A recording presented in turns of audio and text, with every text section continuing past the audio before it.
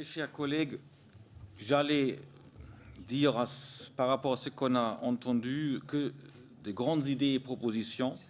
Et c'est dommage parce qu'il y a urgence d'agir. Il y a quelques semaines, le 23 septembre, le maire de Grenoble a proposé à ses pairs, lors de la conférence des villes à Paris, un Green New Deal, des propositions concrètes pour mettre les villes à leur poste carbone, comme le disait le thème de cette conférence annuelle. J'ai eu le plaisir d'assister à cette conférence où j'ai donc entendu la croissance des prochaines années ne sera pas la même qu'il y a 20 ou 30 ans. Ce ne sera pas le modèle de croissance des 30 glorieuses, ça sera bien une nouvelle forme de croissance, la bonne croissance. Une croissance plus sobre en consommation des ressources rares, une croissance circulaire. Et quant aux entreprises, les résultats d'une entreprise telle qu'elle existe aujourd'hui, c'est-à-dire sur un plan exclusivement financier, il est trop réducteur. Il doit être triple, financier, social et environnemental. Et ces phrases, je les ai entendues de la bouche du maire de Bordeaux. Donc personne ici, personne ailleurs, ne nie que de profonds changements sont devant nous. Que cette bonne croissance à développer, c'est un concept qu'il faut débattre et discuter, mais c'est de toute façon en aucun cas une croissance financière ou consumériste, mais c'est une croissance durable, sociale et environnementale. C'est peut-être même une croissance avec quelques usines polluantes et énergivores en moins. Nous sommes tous d'accord que l'échelon local joue un rôle primordial, celui entre les citoyens et le gouvernement ou l'Europe. Et c'est à cet échelon qu'on trouve le levier pour réussir les mutations devant nous.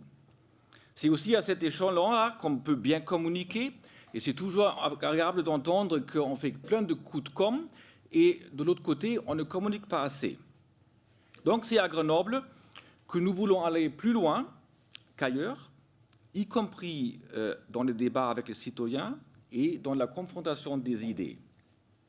Et pourtant, qu'on quitte ces salons feutrés de l'Hôtel de Ville de Paris, les débats qui, là-bas, est intéressant, sous l'accent des collectivités, il devient soudainement politicien.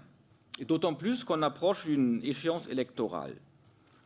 Et l'effort à fournir pour cette mutation devient soudainement l'effort à fournir d'abord par l'autre. Ce n'est pas votre vieille Peugeot 206 diesel qui pollue, monsieur, mais c'est bien le poêle de votre voisin, ou peut-être la 3008 flambant neuve qui piégeait dans un bouchon. La mauvaise isolation de votre immeuble, monsieur, ce n'est pas votre faute, mais c'est bien celle de la législation ou des banques ou des deux. Donc, ça peut aussi prendre des formes plus sophistiquées, ou alors on promet dans l'avenir lointain la voiture à hydrogène, le télétravail, les smart grids et j'en passe. Donc dans tout cela, il y a bien sûr un grain de vérité. Le poêle du voisin, il pollue aussi. Et il est vrai que la 3008 flambant neuve, quand elle est dans un bouchon, elle pollue aussi plus que quand elle roule fluidement. Et il est vrai que les immeubles des 30 glorieuses, ils doivent être isolés thermiquement rapidement et que notre ingénierie financière efficace pour accompagner cela, elle fait défaut. Mais il ne se faut pas, mes chers collègues, voiler la face. Nous aurons tous un effort à fournir, et pas seulement nos voisins. Et effort, ça ne va pas dire punition. Effort, c'est bien quelque chose qui est assumé logiquement et qui est collectif. Il faut faire bloc contre le dérèglement climatique. Et ceci d'autant plus à Grenoble qu'ailleurs, parce que notre ville est industrielle, elle est dense, elle est polluée, comme il a été dit. Mais notre ville, elle est aussi universitaire, elle est innovatrice, elle a énorme atout pour faire émerger et pour faire évaluer ce qui est important, les bonnes solutions.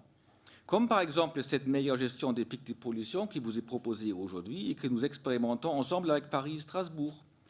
Comme une meilleure utilisation des transports en commun, une intensification de l'utilisation du vélo, comme à Paris et Strasbourg. Et je pense aussi au réseau d'énergie où la CCIAG et GEG nous permettent en effet d'être vraiment le premier en France à mettre en place des solutions innovantes que d'autres villes pourront reprendre, notamment l'ingénierie pour la rénovation thermique d'immeubles. Pour nous, donc à Grenoble, les enjeux sont plus forts encore aussi pour une autre raison, c'est que notre ville a des finances dégradées, plus dégradées qu'ailleurs, qui seront discutées lors du débat d'orientation budgétaire. Devant cet état des finances, faut-il baisser les bras? Devant l'ampleur de la tâche, faut-il baisser les bras? Certainement pas. Même si notre capacité d'investissement se trouve amputée par rapport à celle qui existait il y a quelques années, les délibérations dessinent la trajectoire que nous voyons devant nous. Premièrement, être moteur et force de proposition à la métropole, avancer ensemble, comme nous le faisons pour les dispositifs pic de pollution et le plan air-énergie-climat. Grenoble, ville universitaire, centre et innovatrice, elle va continuer à impulser des mutations qui seront entreprises au niveau de la métro et du territoire plus large. Deuxièmement, avancer plus vite là où nous sommes forts, où nous pouvons le faire. À Grenoble, par exemple, on trouve presque tout ce dont on a besoin. Nous sommes une ville grande, donc achetons localement, ce qui est logique, mais pas toujours fait. Nous avons un écosystème unique d'architectes, d'ingénieurs, chercheurs en habitat durable et en économie d'énergie, y compris dans la formation. Utilisons-le à bon escient pour nos projets et pour la rénovation thermique. Nous sommes une ville jeune, occupons-nous de la jeunesse, réhabilitons les écoles et surtout construisons les écoles dont notre ville a besoin. Troisièmement, protéger les Grenoblois. Amortir les conséquences négatives d'une mutation, c'est un prérequis primordial pour réussir cette mutation. Que ce soit la santé, avec la réduction des îlots de chaleur en ville, les pics de pollution, les bruits, les pouvoirs d'achat, la précarité énergétique, les tarifs de transport en commun, tout ça, ça fait le bouclier social et écologique qui sera la colonne vertébrale de nos politiques. Donc voici la trajectoire, chers collègues, moteur à la métro, faire de nos atouts un levier, protéger les Grenoblois. Cette trajectoire nécessitera de faire des choix. Nous en parlerons lors du débat d'orientation budgétaire. Le choix de la sobriété, qui ne se réduit pas à quelques mesures coup de poing, mais inspire chacune de nos décisions. Le choix de nous concentrer sur ce qu'on appelle en entreprise le cœur des métiers, le choix de la vérité et de la transparence. Les Grenoblois sont prêts à sauter le pas, entamer des mutations, à condition que l'effort soit partagé par tous d'une manière juste et équitable.